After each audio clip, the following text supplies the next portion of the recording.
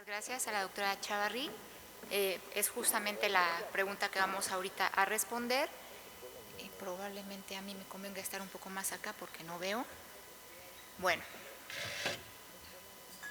sabemos actualmente que los subtipos intrínsecos nos han ayudado no solamente a minimizar la terapia, mayormente nos han ayudado a comprender que hay pacientes que van a requerir más tratamiento. Pero en realidad todos los pacientes necesitan más tratamiento. Esta es una pregunta que se ha hecho sobre todo para estos pacientes con tumores pequeños. Hubo un tiempo en el que la respuesta era sí, definitivamente adicionar más tratamientos nos va a dar mayores beneficios, y esto básicamente lo hemos visto a través de la línea del tiempo, en donde las terapias pues se han agregado a las terapias estándar, sobre todo considerando las terapias blanco, pero afortunadamente ahora ya tenemos más herramientas para poder determinar qué grupo de pacientes específicamente se van a beneficiar de menos terapia o de más terapia también. ¿Por qué nos interesa a nosotros que la terapia sea menos? Bueno, viéndolo desde el punto de vista del paciente, tenemos que tomar en cuenta que el tratamiento adicional aumenta toxicidades importantes para los pacientes: hematotoxicidad, neurotoxicidad, disfunciones sexuales. El costo de las terapias actualmente no es un costo que debamos hacer a un lado. De hecho, las terapias blanco sabemos que para algunos pacientes son francamente imposibles de pensar. El tiempo para los pacientes también es importante. Muchas de estas pacientes están en una edad económicamente activa en donde se deben de reintegrar a su trabajo con la mayor rapidez que se pueda. A nosotros como clínicos, ¿qué nos interesa? Pues básicamente este incremento de pacientes que hemos estado metiendo a los estudios clínicos con bajo riesgo, en donde hagamos lo que hagamos, de todos modos les va a ir bien a las pacientes. Definitivamente tendríamos que incrementar el número de pacientes que deberían ser tratados para obtener un beneficio real en los estudios clínicos, pero además reducimos el poder para ver beneficios en pacientes de alto riesgo. Y esto es lo que ha sucedido en algunos estudios. Veamos un ejemplo: el estudio ALTO, en donde se evaluó la comparación en terapia adyuvante de terapias anti-HER2 con lapatinib solo, trastuzumab solo, la secuencia o la combinación, y vean ustedes en la parte de las gráficas, en donde no hay diferencias ni en la supervivencia libre de progresión ni en la supervivencia global. Hay que tomar en cuenta aquí las características de la población de las pacientes. 40% de estas pacientes tenían ganglios negativos, 57% de ellas tenían receptores hormonales positivos y 45%, es decir, casi la mitad de las pacientes eran tumores T1.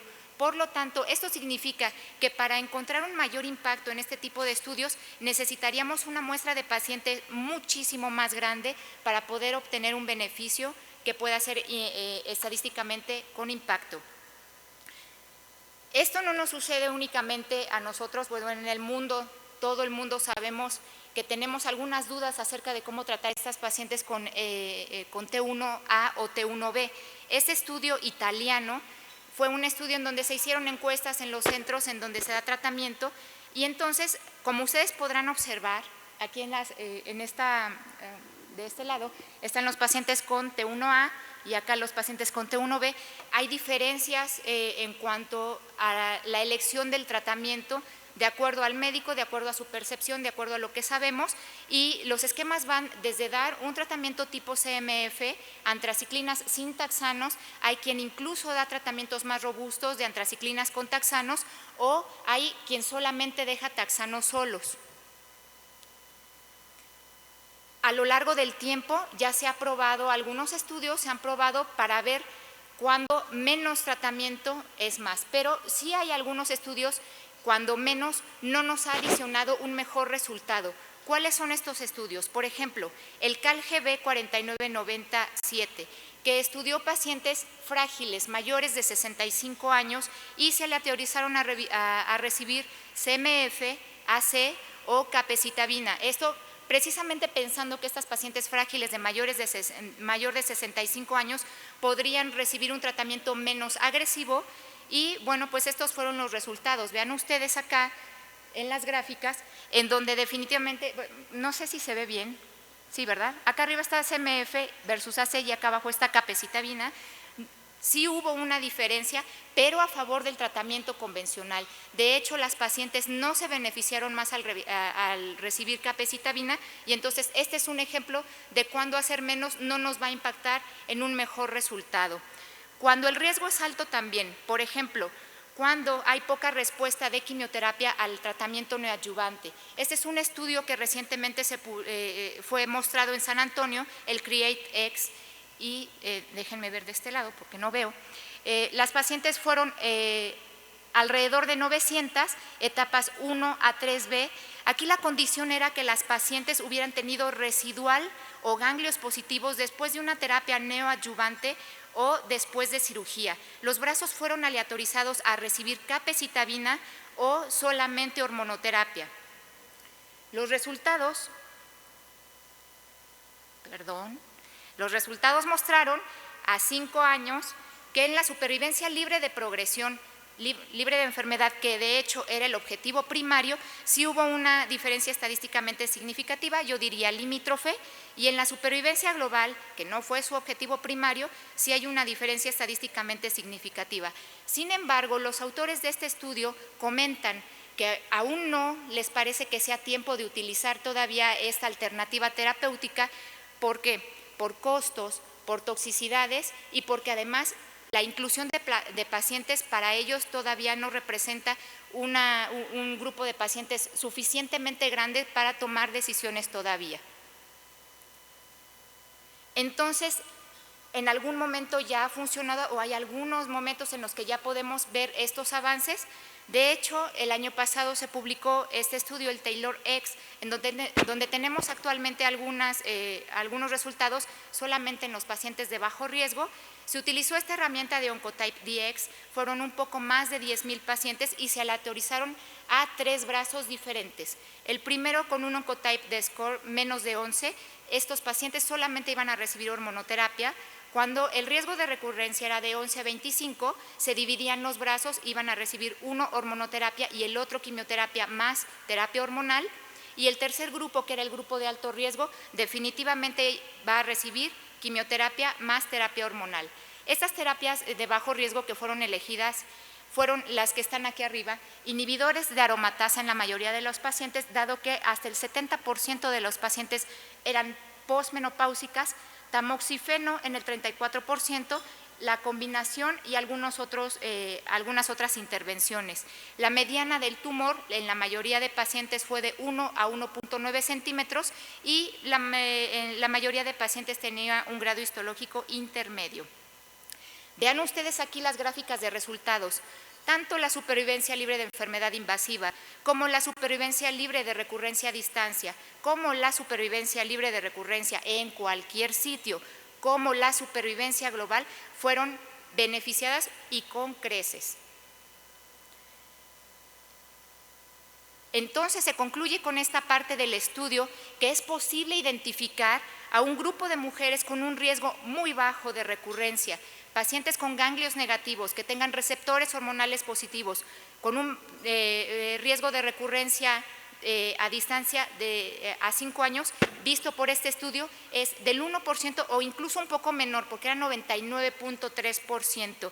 Y esto va a ser independiente, vean ustedes la parte de la izquierda, de la derecha, esto va a ser independiente de la edad, independiente del tamaño del tumor, de las que se metieron en este estudio, independientemente del grado tumoral, cuando tuvieran un riesgo de recurrencia menor a 11. ¿Qué va a pasar con estas pacientes de riesgo intermedio y con ganglios positivos? Bueno, hay otros estudios que este mismo estudio más adelante va a dar estas respuestas, pero aparte está el estudio RxPonder, Optima y el MINDACT que posteriormente van a responder esto. Entonces se nos puede ocurrir que la hormonoterapia, pues ya que es tan benévola, pues hay que darle terapia extendida a todos, ¿o no? Bueno, ya tenemos un estudio que predijo justamente la recurrencia a distancia después de 5 años de tratamiento. Este estudio lo que trataba de ver era qué pacientes eran los idóneos para una terapia extendida, es decir, terminamos la hormonoterapia a los 5 años y bueno, pues con estos estudios de terapia extendida son todos los que van a entrar a esto. Este estudio incluyó un poco más de 2,000 mujeres que no tuvieran recurrencia después de 5 años. Se utilizaron los datos de la ABCCG8 más el ATAC y la herramienta que se utilizó fue el PAM50. Fíjense ustedes que hasta el 24% de los pacientes tenían ganglios positivos y se clasificaron en bajo riesgo. ¿Por qué hago hincapié en esto? Porque inmediatamente nosotros pensamos que ganglios positivos es igual a quimioterapia y bueno, este estudio específicamente está demostrando que no es así. Vean ustedes la parte azul, que es la parte de bajo riesgo. Hasta el 55% de los pacientes cayeron en este bajo riesgo y el riesgo de recurrencia fue de 3.3% a lo largo de los 5 a 10 años. Quiere decir que en estas pacientes debemos sentirnos muy tranquilos de dejarlos con 5 años de endocrinoterapia sin extenderles el tratamiento. ¿Y qué pasa con la quimioterapia? También hay algunos estudios que han evaluado darles menos a estas pacientes. Definitivamente sí.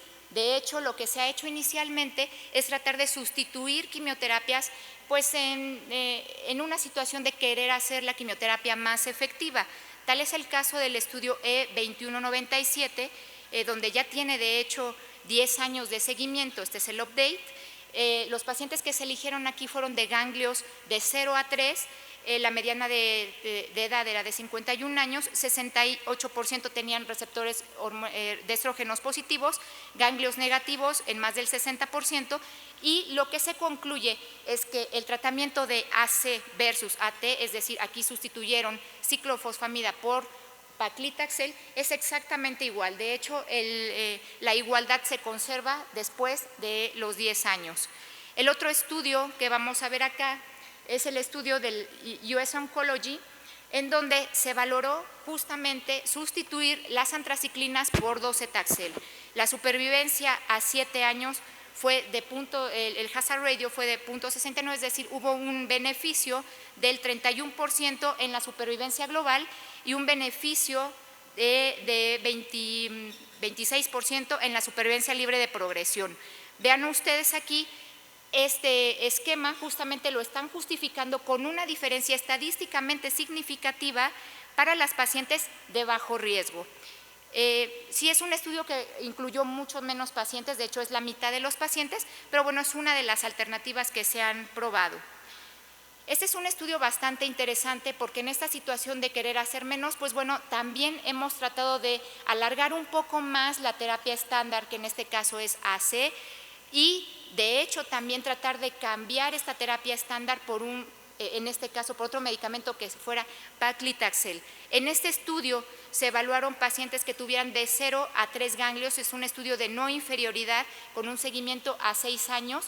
Se aleatorizaron a 4 brazos, uno iba a recibir AC por 4, otro AC por 6, otro paclitaxel por 4 y otro paclitaxel por 6.